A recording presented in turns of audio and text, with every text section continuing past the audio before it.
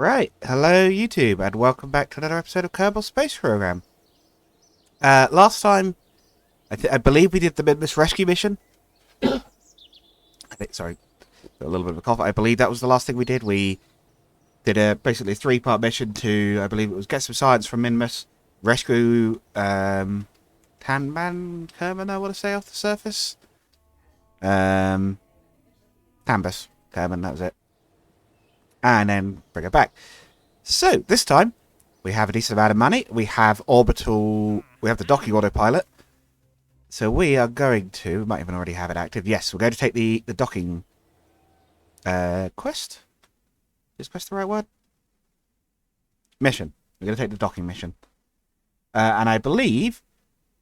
we can finish 2 missions in one go with this particular one. So... what we're going to need is a cheap craft that can make orbit and then return. Ideally with 2 crew. And just that's probably why the narrator so slow down. It is heavy compared to the first Mark 1 capsule. I'm wondering whether we use one of these. What I'm thinking is, I believe we will get another quest after we finish this one, which is a quest? Contract. Which is to transfer crew between 2 vessels in orbit. So what I'm thinking is, if we set up a 1-man crew vessel and a 2-man crew vessel, then once we've got that one done, we go back to Space Center, we take that quest, undock the 2, and then transfer the crew across. We complete 2 in 1 launch, which is pretty good because the mission reward for this one is not stellar, so that'll save us a bit of budget. So we need to design... effectively a slightly modified version of our normal Nereid lander because it needs to have a docking port. Although, in fact, actually, we probably don't. What we could probably do is... we can reuse the Moon of 6. It's even right at the top. On Moon of 5.1. What we could do is... attach that. Don't need any of that. We'll call this the RO9... Fusion. It's going to be fusing with something else or combining. We'll call it Fusion 1, and the other part will be Fusion 2. This way we already have our automatic landing system set up. Although I will cut the monopropellant down in the hangar because we've had a habit of having slightly too much of it, if anything. Also just noticed, is that a colour option? Oh no, that's the engine pods. We do want those. So we just need to get this to orbit, and it needs to have a docking port on it. That's probably not going to be too difficult. We don't need a very big setup just to get a single pod into orbit. That would probably do it for orbital maneuvering, but in fact what I might do is... oh, pardon. Oh man, stomach's decided to go weird today. 45. Swivel. What we keep forgetting to put on the 6.1. In fact... while I'm thinking about it, we keep forgetting... oh, the 5.1. We keep forgetting this. We are going to very quickly, assuming the weight still works out, place the LTV-30 here. That's probably why it isn't a 45, actually. The thrust to weight's not good enough. Okay. No, we'll leave that. Well, I was going to say we'll replace that with 45, but if the thrust to weight's not high enough, that's not going to be a good idea. So...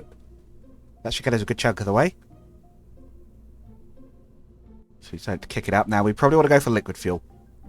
Ideally, obviously, we would go for solids because they're cheap, but docking is a little fiddlier, and usually the absolute easiest way to do it is to use MechGem's launch to rendezvous feature. Because that will, in theory, have you take off and just go into orbit near your target, which is great. It can sometimes, if it works entirely as intended, it can put you close enough that you are just there and ready to go. Which is obviously great. And you can dock really quickly. If it doesn't work as intended, you end up nowhere near the target. And you have to do a load of docking maneuvers. I also just realised we're going to need fuel. We'll have this section be the one that does the docking. So this one is going to need additional thrusters and a docking port on it. Well, they're both going to need a docking port, but it's going to look a little awkward, but we're going to just put it on the side. It will probably cause some drag issues, but we'll live with it. In fact, we'll put 2 on to try and stabilise it in flight a bit at least. Again, drag's going to be awkward, but... And we'll go to dock with that. We'll also go to the thrusters. We need to check the fuel they use, because some of them use liquid fuel, but I believe these are monopropellant. Is there much of a difference? There's a price difference, but it's not significant.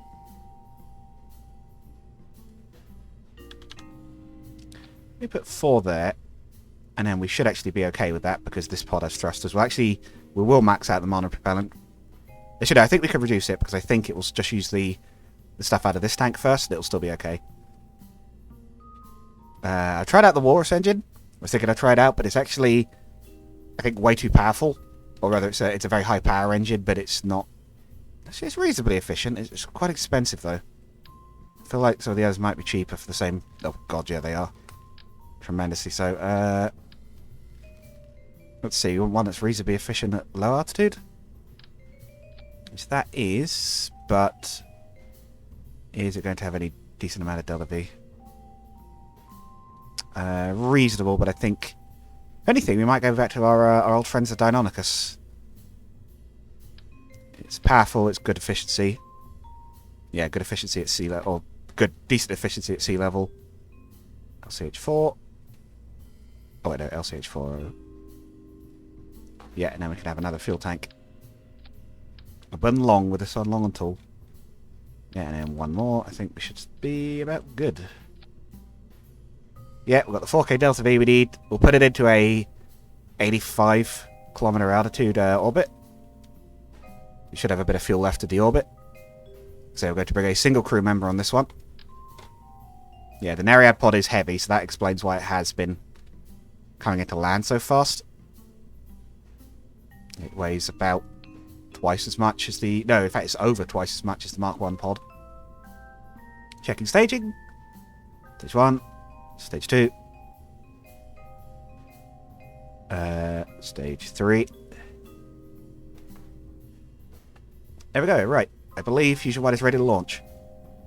Yes, so for docking, you need RCS thrusters, because while you can turn in space, but technically you can do a docking on just the main engine, but it is very awkward. And if something goes wrong, you will not be able to correct fast enough, most likely. But yeah, so for docking, you normally need RCS thrusters, and you probably want a dedicated fuel tank of some size, at least. You can get away with not a huge amount, but it never hurts to have extra. Because they will be able to shunt you around to dock you. Oh, I have just realised we probably launch with 2 crew. We want to launch with 1 crew. The idea is that this is the one that comes back. The other pod, we won't even bother with a heat shield. We'll just drag it down with us. We'll literally, bring Jeb. Leave it docked to this. Pull it out of orbit with the other end of the craft. And then once it's coming down, we'll ditch it. We'll let it burn up. I'm going to make too much space junk up there, but I'm not worried about recovering a single capsule. It's not going to be worth it price-wise. We'll literally just drag whatever's left out of orbit using whichever fuel tank's got the most left in it. In fact, you can actually transfer fuel through docking ports, so you can actually use that to save a bit of fuel even sometimes, or just to go a bit further. Right. 85. Engage autopilot. Auto staging up to stage 3. Check. Alright. 3, 2, 1. Take off. Fusion 1 is go.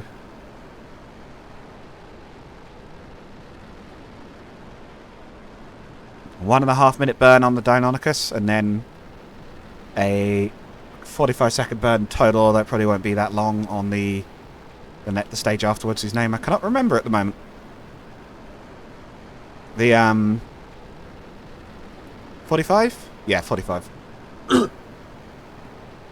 was going to say the Terrier, but no, we went for the 45 on that one.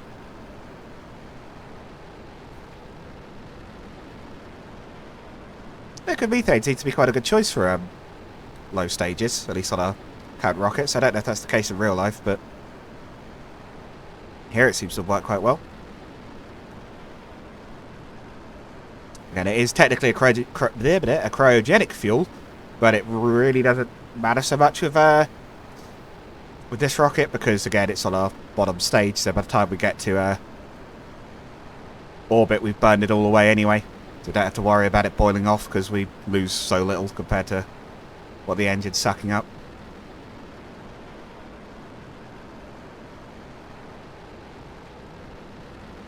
For RCS through fuel, I wanted to check on that. We have 60 in the main pod and 120 in the tank, so probably I believe it will use the lowest staged tanks first, so it should use the fuel from here to do the docking and then start the same amount in the main pod to do the rocket assist landing. For those who haven't seen an Ariad, it basically fires a bunch of thrusters when it gets near the ground to slow itself down.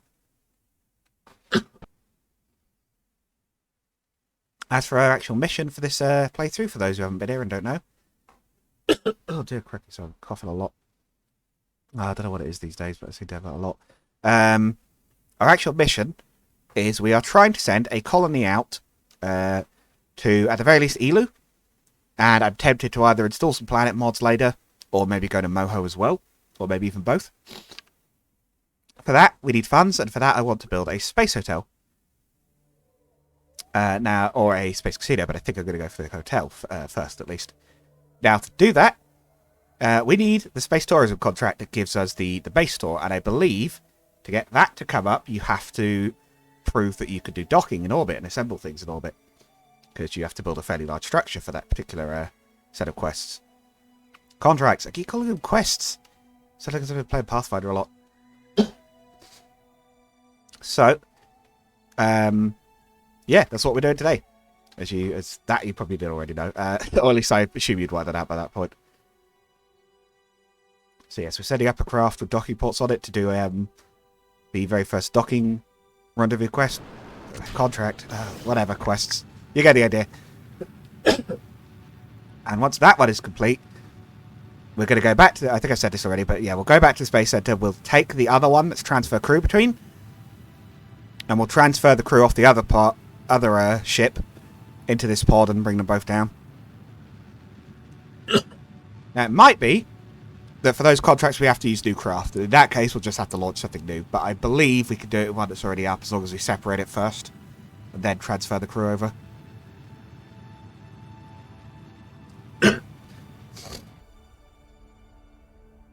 What I am thinking we will do for the other craft is it will be this craft that we just launched, but it will have a Mark 1, cheap Mark 1 pod on the nose, and we'll dock it to the side, this side specifically where the this is not in the way, and we'll have it facing forwards, and then we could use both edges to deorbit it at the end of the mission. So we'll decouple it to do the transfer, then we will recouple it to bring it back, and again we'll ditch it in re-entry. Ditch the whole engine section, and that should minimise the space junk that we leave behind. I think the rest of it should fall to Earth. Clean space program.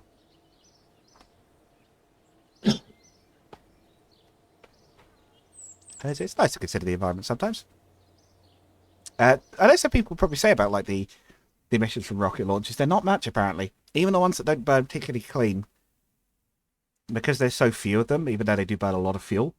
Apparently they're not too bad. So yeah, apparently environmental wise you're not doing too awfully with space rockets. Right, Fusion 2. This is the part 2 of it. And I said we literally strip off everything from the heat shield down, take that off. Mark 1 command pod. Cheap and cheerful.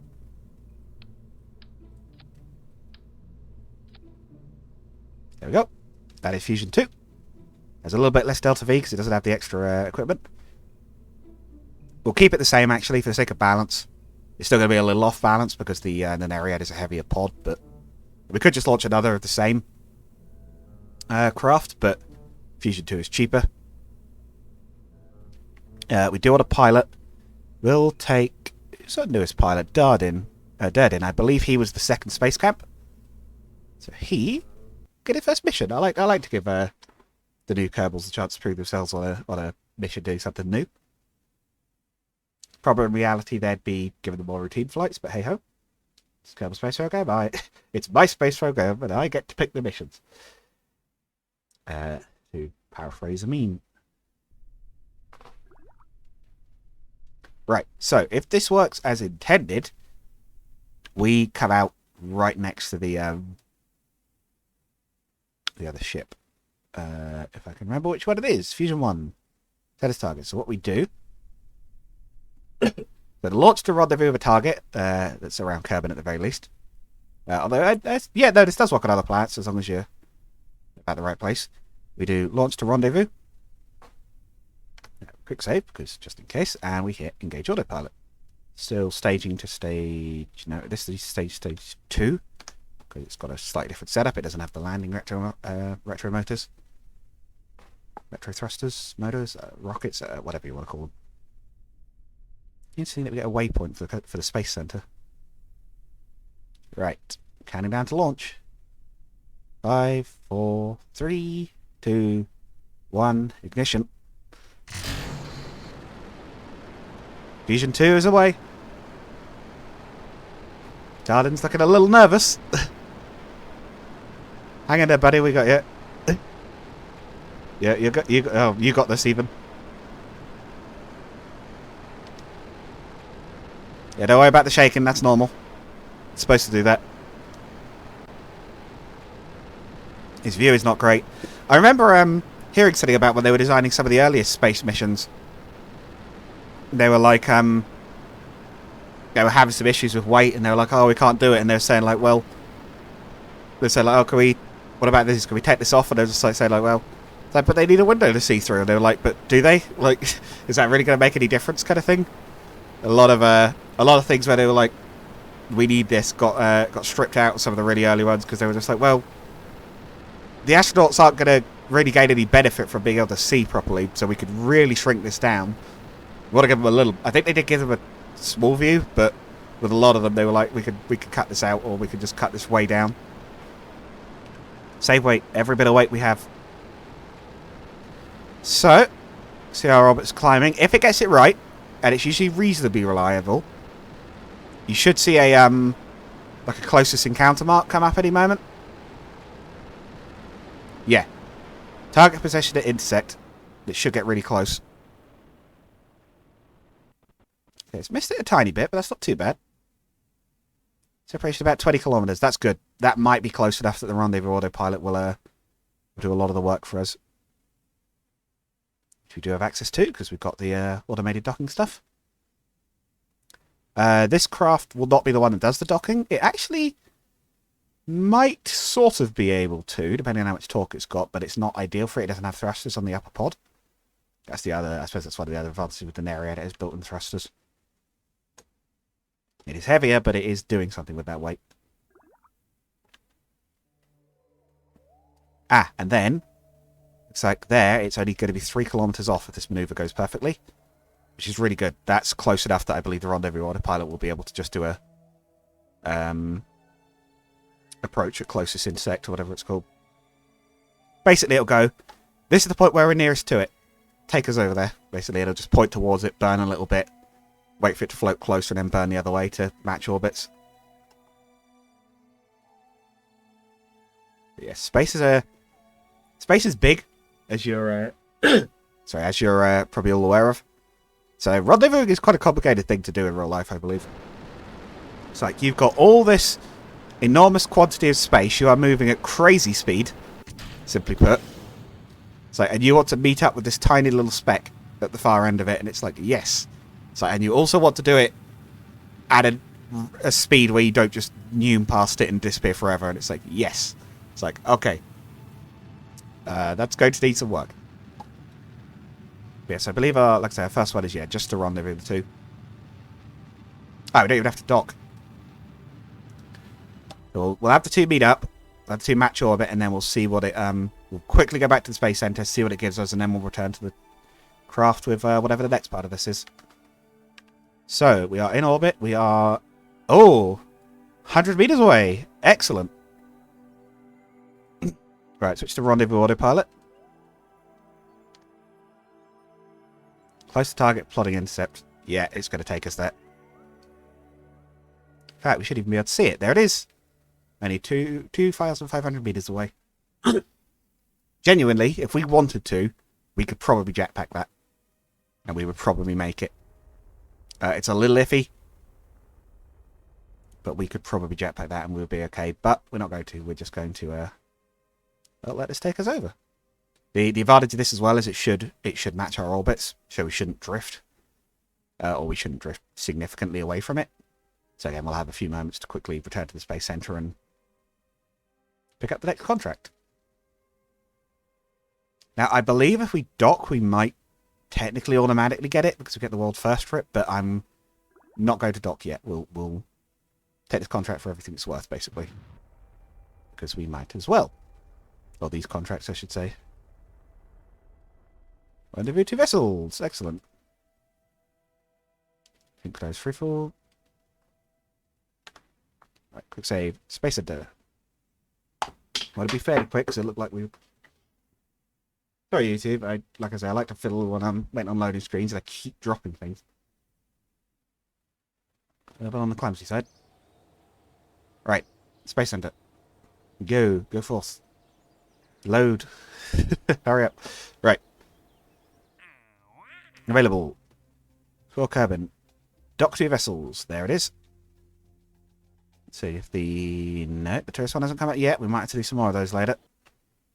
More of the take tourists up. Because again, we do want to... That's kind of our next step, I think. As well as go to Duna at some point.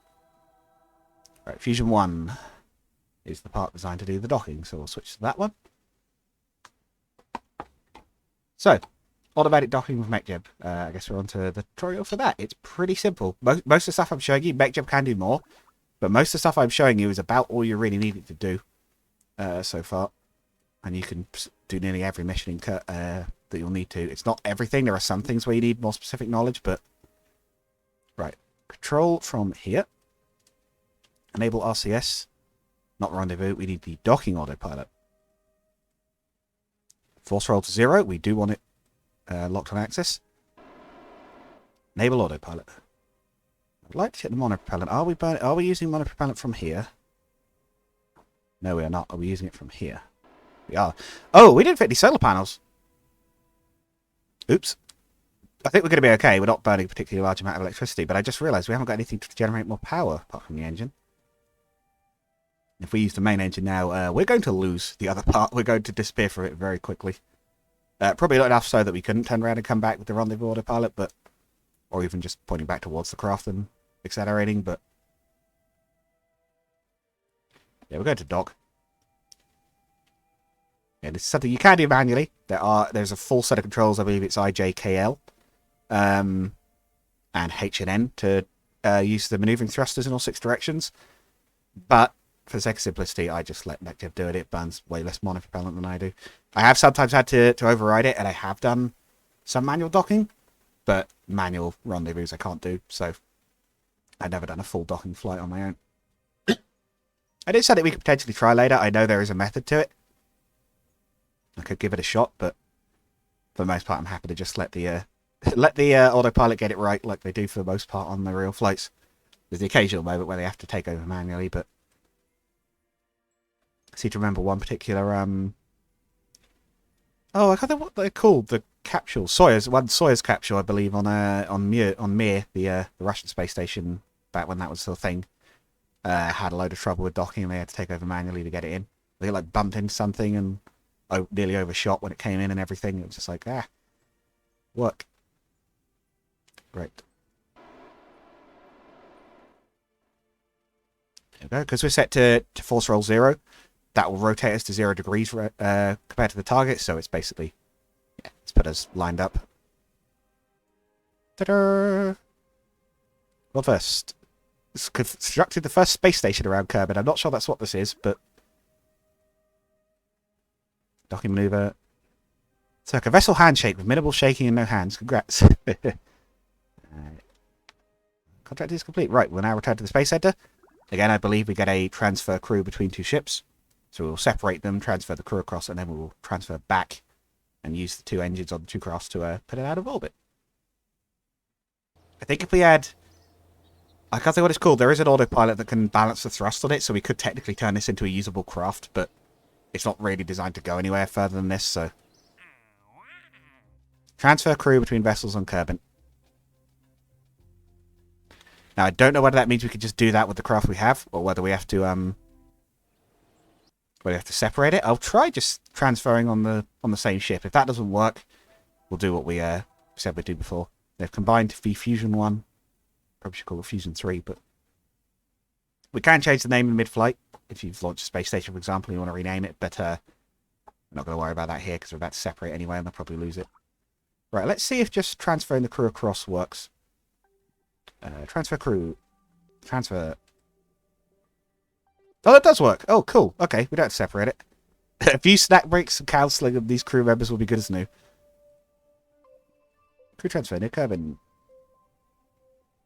Right, I will double check there's nothing else to do, and if there is not, we will return them to Kerbin, and that'll be an episode. We did our first docking. Again, not too scary. Once you've got the autopilot set up for it. Again, assuming you don't want to do the stuff manually, it's not too hard to do if your rocket's well designed. The rendezvous autopilot, sorry, the launch to rendezvous works much more reliably if you have a reasonably well designed rocket. Nothing weird about it. Doesn't have particularly high drag. If it's a rocket that launches reasonably smoothly, that tends to work better. So the next one of those, they want us to dock 2 craft around Minmus. Now that's a lot fiddlier. So we will ignore that for now. We will bring the Kerbals back for now. Not that we couldn't do docking things around Minmus, but you would probably just be better off docking them around. If you want to build a bigger craft sent to Minmus, just dock it around Kerbin and then just send it out to Minmus under its own power. It's usually better. Saves you having to have a transfer station to Minmus both times. You can just have one small orbital and rendezvous stage to get to orbit and Kerbin, and then design it with engines and things to take it to Minmus. Right. Retrograde. I believe both crew, yes, are on board that capsule. Oh, we also need to control for the pod again, because it still thinks we're trying to control the ship from the docking port. So retrograde to the docking port is that way, not the way the engines are pointing. Right, let's see the maneuvering thrusters are firing to keep us straight, because we're not balanced. But they are powerful enough.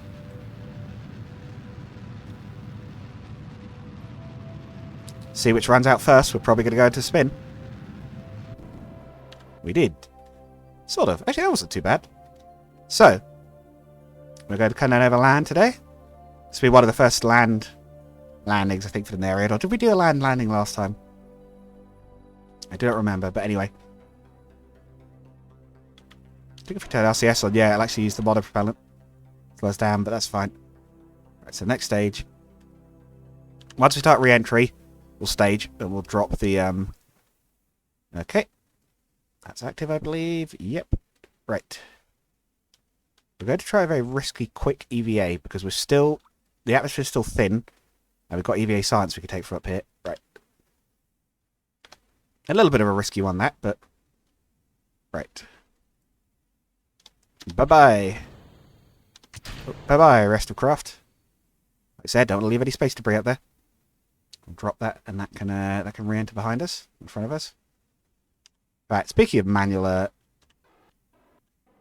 RCS control, we can use a little bit of our fuel to just make sure it's not going to crash into us on the way down. Once I worked out what the right direction was. Right. We want our engine set to maximum so that our automatic retro thrusters can work. And we could basically sit and watch the fireworks, because that should burn up ahead of us in theory.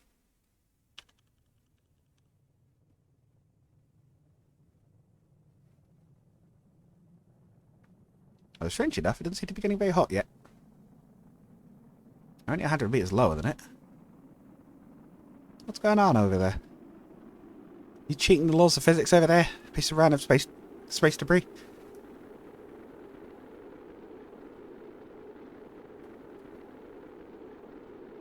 We're definitely getting fairly spicy at this point at any rate. Where is it we're landing? Ah, Plainsy area.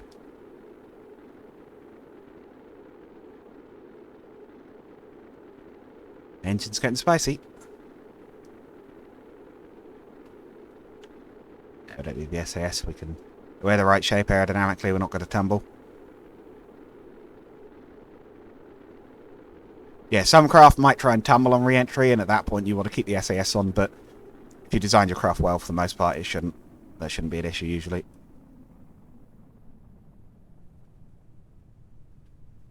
So yeah, I guess this would be first in stage, wouldn't it? Do a quick save just in case, because we don't want to accidentally...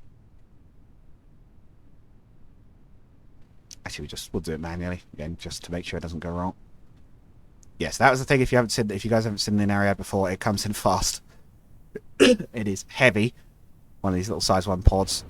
And we had an issue at our very first flight with it, where it did not slow down as intended, and basically did an orbital high dive. It hit the water so hard, it stripped off every other part on it.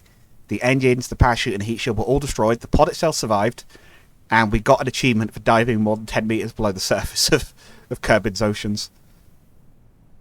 Yeah, did quite the impressive return leap as well, actually, for that matter. Bit of a dolphin dive out of the water. However, we have since upgraded it with a special improvement to its landing system, which I believe it's designed to use anyway. Because the chute is enough to slow it down, it just doesn't deploy fast enough. See, we're getting to low altitude, it's getting a bit dicey, but party trick.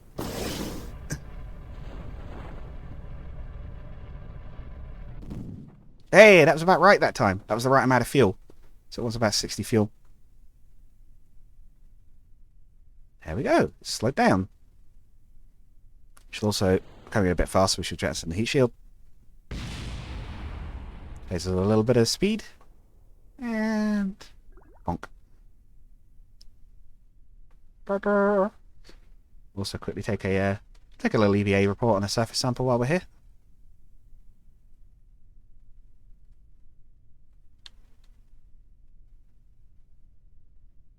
Experiments. Maybe the other Kerbal types can store experiments. Maybe it's not just the scientist. Maybe it's only the scientists need to refurb them. We've got a crew report apparently as well. Kerbin's Highlands. Oh no, we're in Kerbal, Scotland.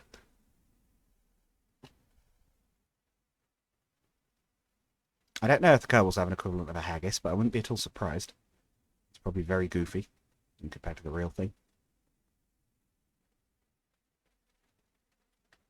But yes, I believe that should be about good. I think that's our orbital contract's complete. I don't believe we did unlock the Space Hotel one. It's a little unusual. I guess, I believe it is from the tourism mod pack, contract pack. I can double check that, I suppose, but I guess we will have to do some more of these launch tourists one. Do maybe 4 tourists to the moon. That's quite a big one. At the very least, it pays well. Well, I'll maybe look into that and just double check it's all working as intended, that I'm not missing something, because I might be. It could be that it's a different mod and I've forgotten. But right, hopefully you've all enjoyed that, and I will see you guys all again next time. Bye-bye.